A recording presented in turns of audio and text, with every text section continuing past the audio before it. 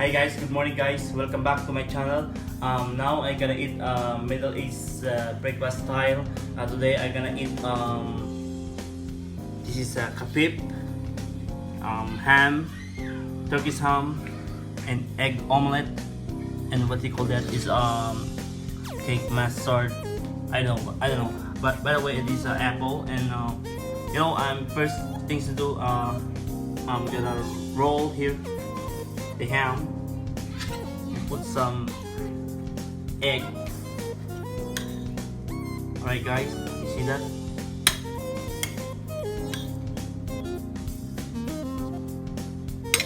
Oh my god, I gotta put some lettuce and tomato.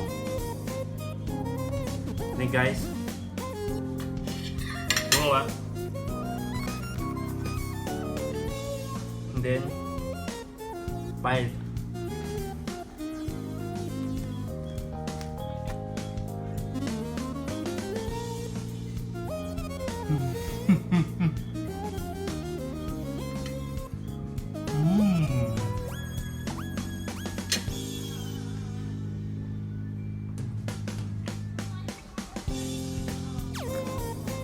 This is great.